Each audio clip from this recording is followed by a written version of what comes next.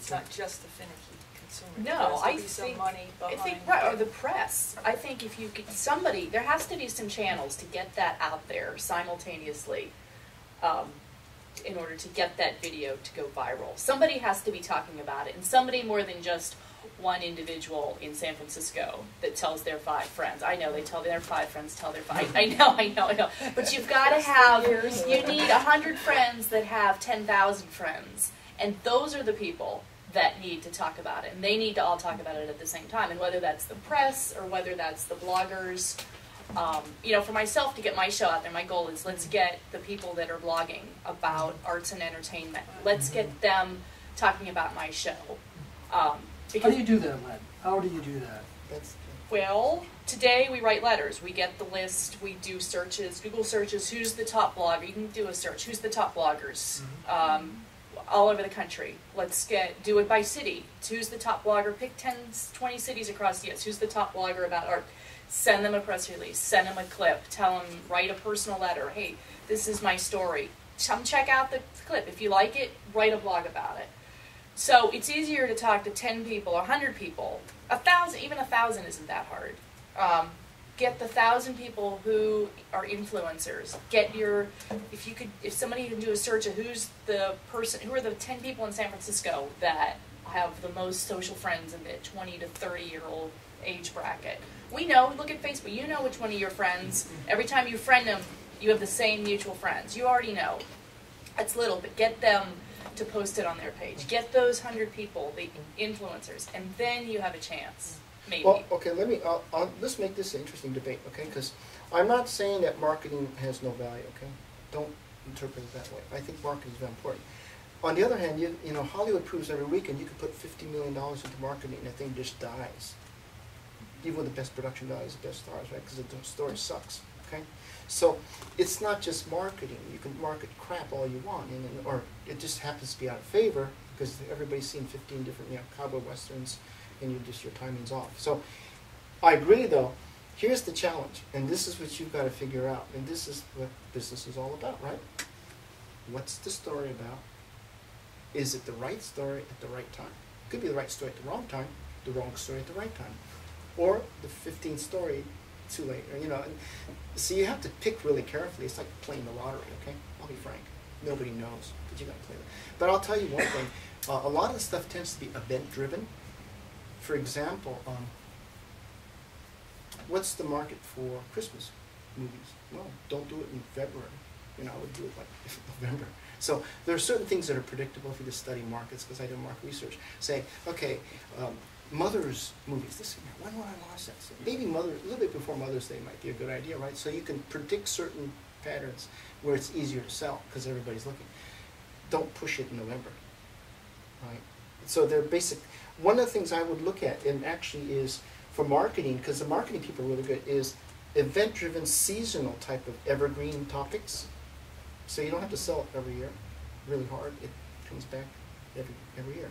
Those are easy ones, like Christmas or Mother's Day or whatever, as opposed to trying to do it from scratch every year. The challenge then is, even if you have the right time thing, then that's when the marketing's tricky, because there's a million ways to waste money, right? Yeah. And that's where the market. I'm not a marketing person, so I have to defer to you. Because I'm not a marketing person either. Because I don't know that area. I don't like to write checks. I don't like to write checks until all other avenues are exhausted.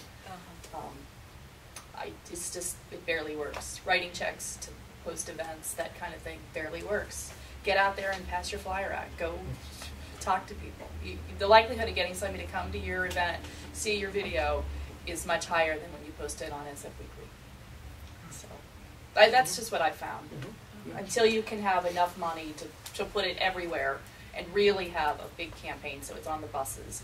You just see that when a movie comes out. I'm amazed. They have it on the buses. They have it on the newspaper racks. It's like, I don't know what they spend. I can't even imagine what they spend. As much as they spend on a movie, they spend on marketing. It's unreal. They're on every talk show. Well, you know, the standard thing in Hollywood now is you spend 50% of your budget on marketing, okay? 50%. So it's a $100 million movie, 50% for the movie, and 50% for the market. Otherwise, you're dead on arrival. Okay? Indies, I hate to say it, might be even more. Now here's why most indies fail. I'll tell you right off the bat. They spend 95% on production, and you got $2 to spend for distribution in the tank. And they go, I wonder why. It's because your argument, and I agree with that, zero marketing. So I tell them, no. You take your budget, cut it in half, just spend half for your marketing, save half for the marketing because you're going to festivals or whatever, and then just spend half for your production up front, and then you have a chance. All right. Now, if you wait and you say, I know a lot of people say, oh, we're going to just shoot it all out, and then we're going to raise more money for marketing there, the investors will take a hunk out of you. They will basically own the property, and because you're, basically they know you're screwed. If you can't get out there, you have a film just sitting in the files, and they know that, so they're going to take advantage of you. So don't do that either. That's why I say allocate it in advance. Always do that. And I think there's certain things that business filmmakers can do to protect themselves from being taken advantage of. Number one being is being at the mercy of investors. Because I'm sorry, but they know that independent filmmakers tend to be rather naive. So they buy low and sell high. Right? That's the name of business. Right? So they're always looking for undervalued products. Here's one. Let's give you an example. I was at the Film Angels. There was a pitch. Ayn Rand. There's a documentary. Ayn Rand was going, okay, so for the people who are into capitalism, great. And we're going, how much they want? 400,000. You've raised 700, and we're doing completion fund. I said, oh, they're screwed. So they did the pitch, and the pitch. We were sitting there. There were angels and all, and they said, yeah, we have all rights to Ayn Rand's whole library from the family. We have all the letters, everything. And we all went, wow. So the angels all woke up. Secondly, the publisher has sold 40 million books and wants to release the books again. And by the way, there's a movie called Ayn Rand coming out next year, and we're going to release documentary right before the movie. And they wanted to sell it through distribution, the publisher, the book and the DVD worldwide, to all the Ayn Rand clubs, because they work closely with them. And then I remember the investor turned over to me and goes, this is a no-brainer, man. We could probably make millions off this $400,000 deal.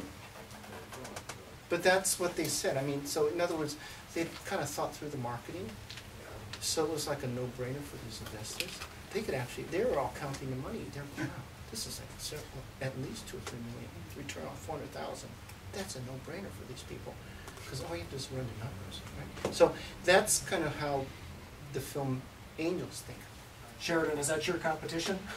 What? Documentaries like that? I mean, how do you compete in raising money when there are projects like that out there? That must be the exception more than the rule. Yeah, I think the challenge, okay, as independent is it's really pulling together the right combination. It's like playing the slots. You have to have the right story at the right time, the right channels, the right team, the right budget. You have to do the right community. You just kind of have to think it through very, very carefully. And then you have to have everything locked down legally. Now, one of the problems, what I see, because we were talking right now, my God, because I'm starting a movie project, is in the past it was easy. Okay, do this, and now you're saying, oh, by the way, there are the 50 channels and the second, third, and tertiary distribution. The agreements may be invalid. Rights for that. Yeah. So how would I prepare? I don't know what channels it's going to go into, right? I may say 5, it goes to the other 10, and then the all 10 go, sorry, you didn't cover the rights. I said, but I didn't know you people existed 5 years ago. See the problem? So I think the problem I see is I'm going to get dead-ended in a lot of things because the legal things that are new bite me later. You may have something in the contracts that allow for a change in technology or new media that are, invented in the future, but that doesn't always work. And people rely on that and then find that indeed it turns out with the evolution of contracts and the practice of the actual legal business practice that you are required to have certain magic words in order to have the rights for a mobile app or something, and you didn't have that. So yeah, that's a concern. It's a lot of contracts that are rewritten in Hollywood that maybe don't have to be, or people are afraid they have to be, and so there's, you know, deals are improved when something's successful, and in the course of that, the distributors add to the rights that they originally had. And it's constantly one of the sort of interesting- updating those contracts. I mean, one of the interesting things is the new landscape. I mean, basically, it's a flat surface. Okay, think about it. So it could be a smartphone all the way to a wall is the future of cinema. Most people aren't going to go to cinemas. They're going to be mostly carrying about an iPad. That's the new theater. So it looks a lot like e-books, except it's motion books.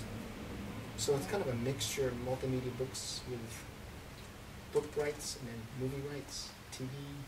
It's just kind of a hybrid thing that doesn't Yeah, exist and right now. under Right? the old contracts, does that come under the home video? I mean, that's the issue. Not so much did you get the rights, but also what was the compensation or the licensing percentage? What was it? Is it all other, or is it home video? Is it more like this or that? And there were a lot of big cases involving that So sort of. before we all rush into video on the iPads, let's not forget there's a bandwidth problem. And there's not, since this country is not wirelessly wired, that you have to rely on 3G and 4G in many, many places, and that limits the amount of downloads. In fact, does anybody know how much bandwidth, countrywide bandwidth Netflix is using? No, it's not 40%. It's higher. It's higher than 40%? It's higher than 40%, 50% of the entire US bandwidth is Netflix downloads. Well, we can look on it. Okay. You know what the technical solution to that one is? It's really easy. Japanese do it all the time. Okay. At the stations, they have Wi-Fi. Okay. So you know Redbox, they sell DVDs now. So all they have to do is on top of the box have a real powerful like broadband, and you just take your iPad and download 12 movies or whatever. As soon as you walk by the thing, you just sit there and boom. So they're going to use technology hotspots around town. So you just go there and load up your iPad or whatever. It'll be faster and cheaper. And then it expires after a certain amount of time. Right? Yeah. Or you could, I think what they'll do is you could rent it for one night, 5 days, 2 years, 5 years, or keep it. And they'll charge different rates for each. Fragmenting the shit of the- Yeah, it's just the tail thing, Yeah. time. So, I mean, this could be all variable pricing for, hot stuff will sell for a lot, Yeah. and the indie stuff that's not interesting, you lay down the pricing, and then how much time too.